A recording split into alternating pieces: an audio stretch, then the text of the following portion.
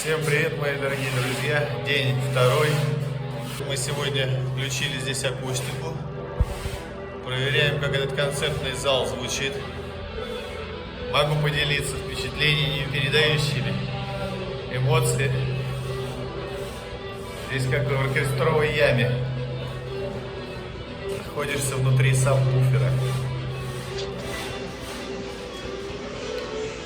Ну ладно, мы не о музыке, давайте немножечко поговорим о строительстве.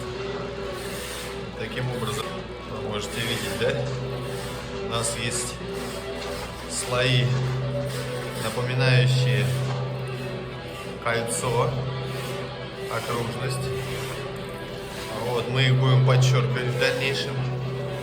Хотим придать этому проекту эксклюзивность определенную. Показать, что мы можем строить любым. Нашу фантазию воплощать в жизнь.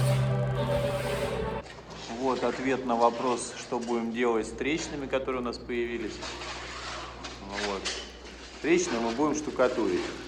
Места, где у нас будут и проемы, окна, и двери, соответственно, штукатуриться не будут. Вот вы можете видеть лестницу, которая у нас уже собирается. И процесс штукатурки.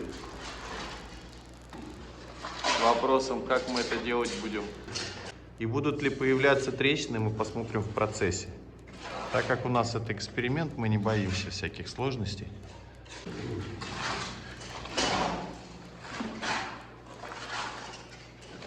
Вот у нас здесь второй этаж. Вот это у нас будет первая комната, окно. Вот, где-то приблизительно до середины стремянки. Вот следующее окно у нас и следующая комната. До слива в санузле.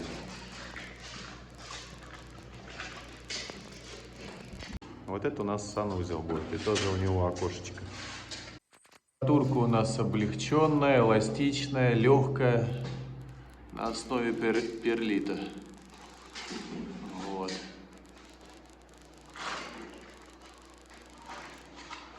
Также мы используем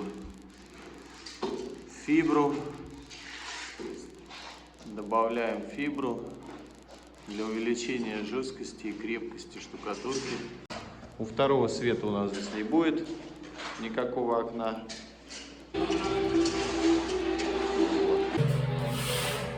Как вы можете видеть, сейчас происходит зачистка неровностей, которых произвести несложно, так как и смесь свежая.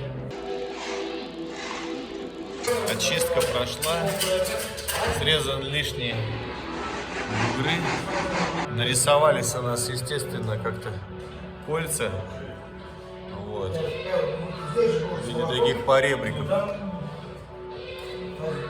Вот, видите, да? То есть вот здесь вот они были. Вот так вот они продолжились. Это видно. Еврейская мудрость. Учиться на чужих ошибках по своему совету. Обратите внимание, в структуре смеси видно использование микрофибры. Вот ее волоски. Они скрепляют смесь на 30%, увеличивает ее сцепность. Сейчас я вам, кстати, покажу, как срубается макушка, потолок. Обрабатывается адгезионной грунтовочкой перед тем, как наносить шпаклевочку.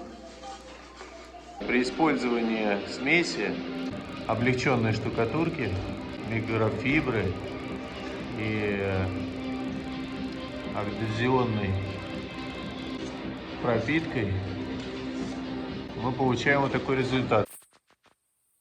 Вы можете видеть, как наносится шпаклевка на потолок, на купол. Вот. Используем облегченную шпаклевку, микрофибру и адгезионные пропитки для лучшего сцепления с бетонной стенкой. Вот такие у нас естественные кольца образовываются.